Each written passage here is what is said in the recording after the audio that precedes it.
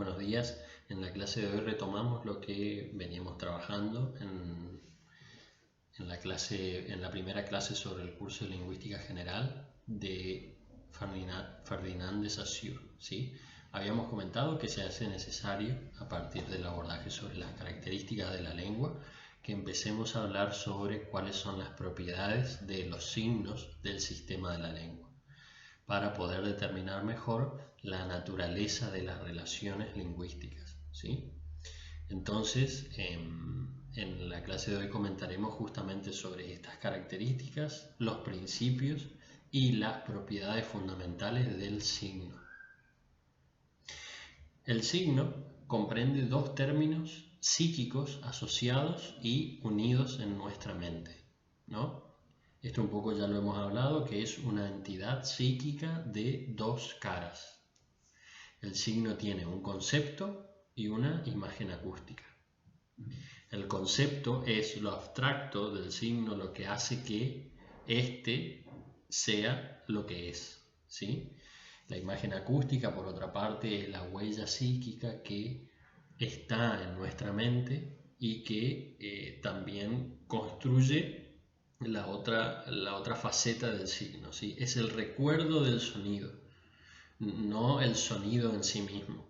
Es lo que comentamos en la clase anterior, que sobre los modos en que nos decimos las palabras en nuestra mente sin emitir sonidos de naturaleza fonética o de naturaleza física.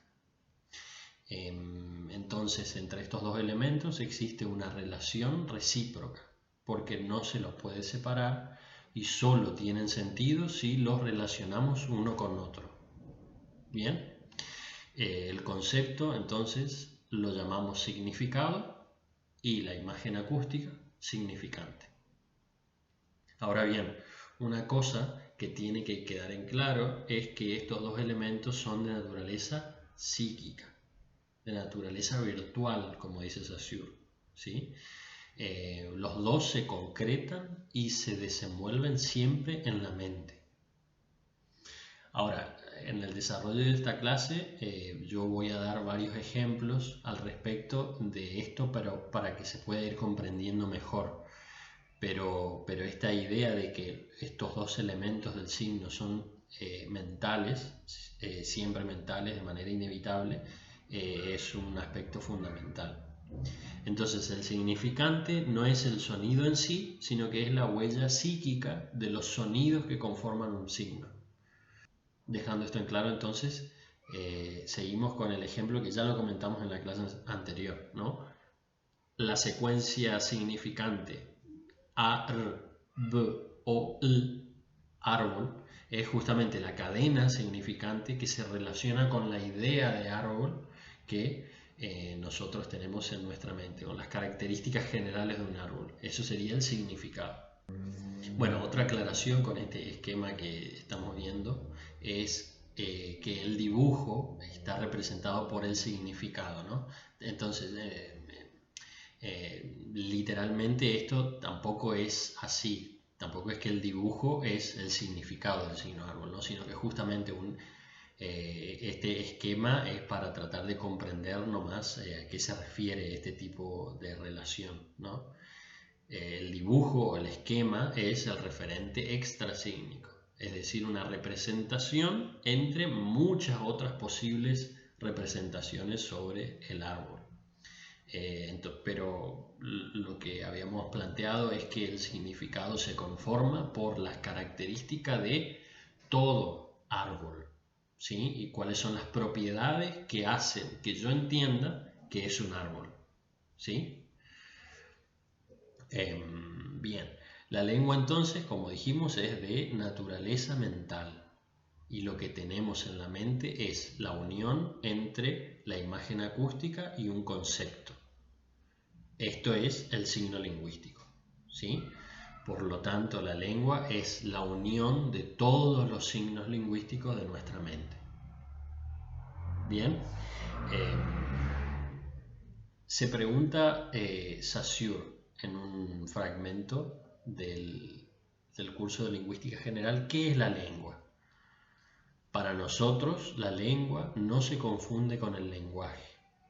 La lengua no es más que una determinada parte del lenguaje, aunque esencial.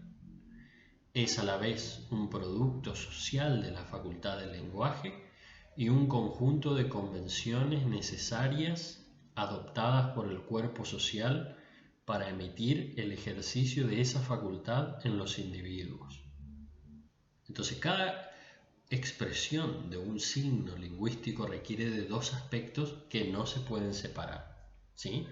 Para poder expresar una idea o un concepto, yo necesito otorgarle una expresión, ¿sí? Por ejemplo, entonces para poder establecer que a la idea de un televisor, es decir, a este significado de dispositivo eléctrico y electrónico que sirve para enviar y transmitir contenidos audiovisuales, nosotros como sociedad acordamos por concepto en llamar televisor, ¿no? Esta cadena significante conformada por T, E, L, E, V, I, S, O, R, televisor. Entonces estos dos aspectos están íntimamente relacionados porque nosotros no podemos evitar pensar en la idea de televisor cuando se enuncia la secuencia de sonidos que conforman esta palabra. Si yo enuncio la palabra televisor, automáticamente yo voy a relacionar esa palabra con el significado. Y esto es espontáneo, es inconsciente, ¿sí? Televisor, cadena de significantes relacionado con su concepto, ¿sí? Y esto es lo que conforma el signo lingüístico, cuando podemos determinar un significante y relacionarlo con un significado instantáneamente. Entonces, cuando yo enuncio una serie de sonidos en una linealidad determinada y la relaciono con un significado, estamos hablando de un signo. Si digo s, a, inevitablemente pienso en la idea de mesa. Si digo a, t, o, gato, no puedo dejarles de relacionar esta secuencia significante con lo que conforma las características de este animal, ¿sí? Entonces el signo es esta representación mental que se establece entre la cadena de sonidos de una palabra con la idea de esa palabra. El signo lingüístico es, pues, una entidad psíquica de dos caras. Estos dos elementos están íntimamente unidos y se reclaman recíprocamente. Llamamos signo a la combinación del concepto y de la imagen acústica. Saussure plantea también que esta relación que se establece entre el significado y el significante es necesaria para la existencia del signo, ¿sí? Porque no podemos pensar de ninguna manera, o sea, no se puede llevar a cabo el pensamiento humano, ¿sí? Y no se puede establecer, digamos, el planteo de un signo lingüístico separando estos dos elementos, ¿sí? Entonces hay una relación intrínseca entre el planteo de un signo lingüístico con el pensamiento humano, ¿no? Y es así como nosotros relacionamos esto que dice en la definición, ¿no? Que son dos caras que no se pueden separar. Y esto es obvio porque si no nosotros no podríamos construir el sentido de un signo, el sentido de las palabras y el sentido de nuestros modos de comunicación. Por ejemplo, para entender mejor esto, ¿qué sucede si nosotros intentamos leer esta palabra? ¿O qué sucede si yo digo la palabra Shangdi? Es verdad que a partir de esta palabra que acabo de enunciar podemos establecer una secuenciación de fonemas o cadenas significantes, ¿no? Pero no podemos relacionarlo con un significado, con un concepto, ¿no? Y por lo tanto no podemos representarnos un signo lingüístico en la mente. ¿no? Si no podemos representarnos un signo, entonces no podemos comprender y tampoco podemos hacernos entender, porque no forma parte de nuestro sistema de la lengua castellana. Entonces, de esta forma es que entendemos esto que plantea Saussure, que hay una relación que es necesaria y que es inevitable entre las dos caras de un signo, entre significado y significante. Para determinar su naturaleza, la naturaleza del signo, Saussure entonces va a definir los principios y las propiedades del signo lingüístico. Los principios son dos: la arbitrariedad y la linealidad.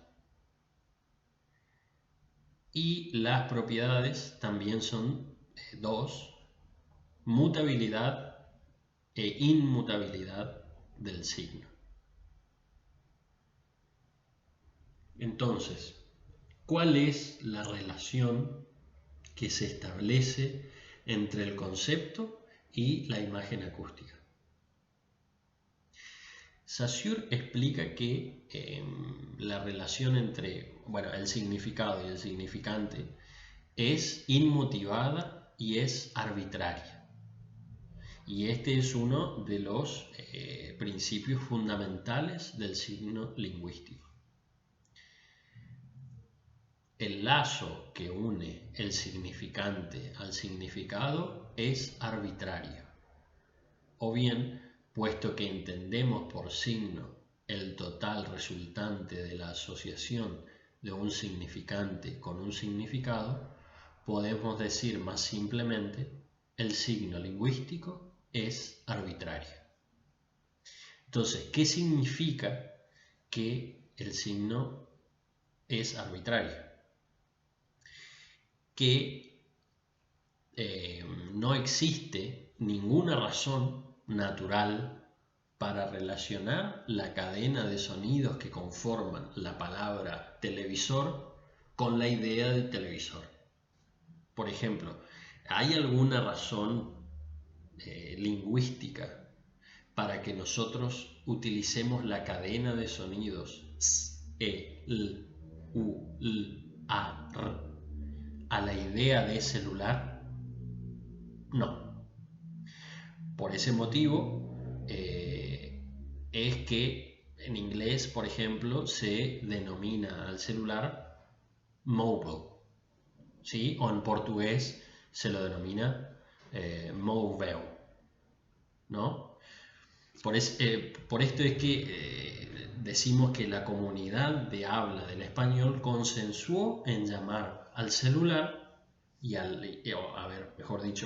consensuó en utilizar esa cadena de significantes relacionada con la idea del celular y no de otra manera, ¿sí? Consensuó en relacionar estos dos elementos del signo para poder denominar al celular de esa manera, ¿sí? Esa es la esencia de la arbitrariedad del signo, que una comunidad lingüística determinada, sin ninguna razón natural o motivada por algún motivo, decide relacionar un significado con un significante.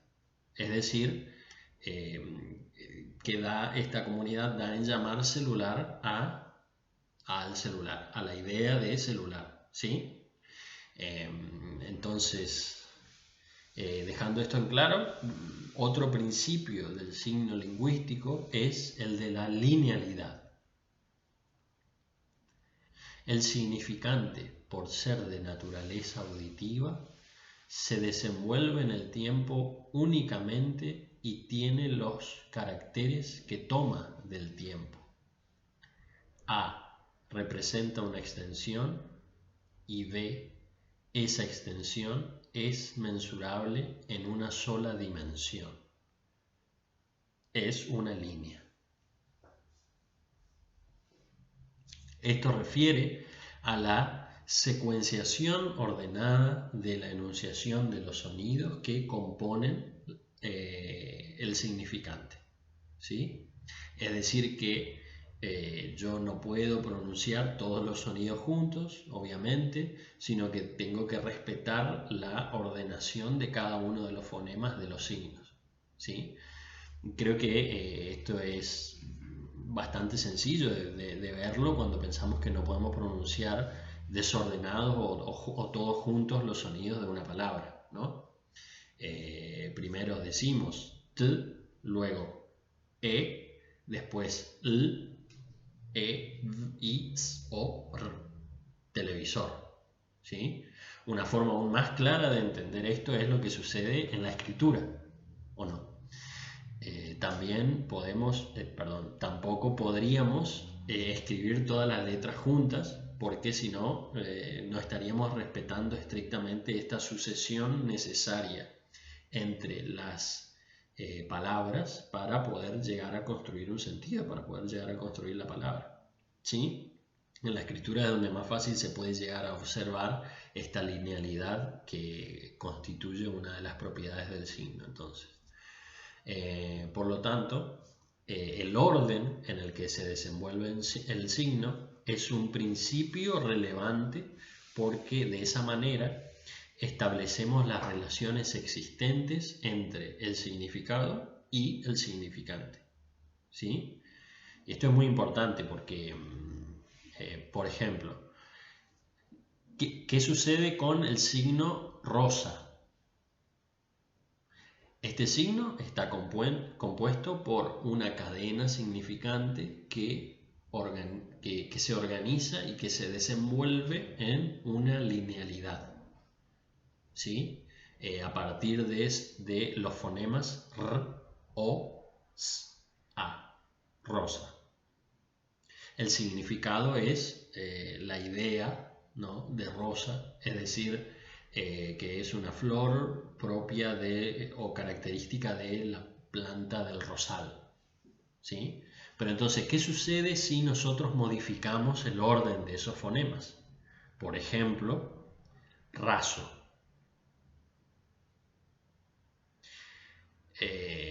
A partir de esto, entonces, evidenciamos que estoy produciendo otro signo totalmente diferente, ¿sí? La secuencia significante a, s, o alude a un tipo de tela con una urdiembre muy fina y lisa, ¿no? Si podemos conceptualizar así al raso. Entonces, es decir, que cambia el significado totalmente, ¿no? Entonces, no interesa solamente la existencia de estos 4 fonemas, sino que también interesa su ordenación y secuenciación. Porque si yo modifico el orden de estos elementos, de estos fonemas, estoy cambiando la cadena significante que se relaciona a otro significado, ¿sí? Entonces, como conclusión a este tema, la linealidad es un principio del signo lingüístico que se enfoca en el significante principalmente, que debe ordenarse, es decir, este significante debe ordenarse en una secuencia ordenada, en una secuencia lineal, para poder asociarse con un significado. Estas serían las 2 caras del signo, como lo hemos comentado. Ahora bien, este significante está compuesto por una secuencia fónica, como habíamos dicho. Los fonemas son cada uno de los sonidos que conforman esta cadena. Es decir, rosa está compuesta por 4 fonemas: r, o, s, a.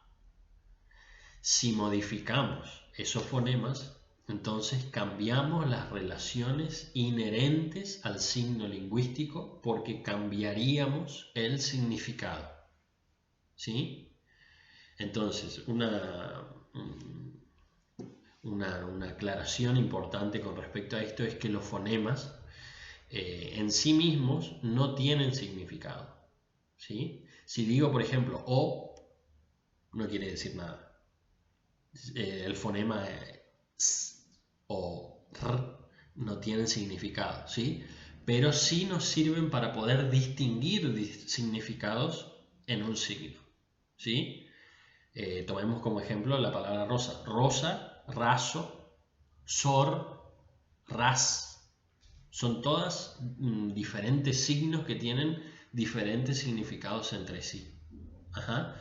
Por lo tanto, las modificaciones que yo pueda hacer entre estos fonemas producen otra cadena significante distinta que se relacionan con otros significados que son también diferentes. Entonces, a partir de esto, decimos que los fonemas son las unidades mínimas que distinguen significados. Y el signo es la unidad mínima con significado. ¿Sí? Bien, hasta aquí entonces comentamos sobre los principios que son inevitables y que conforman la esencia del signo lingüístico.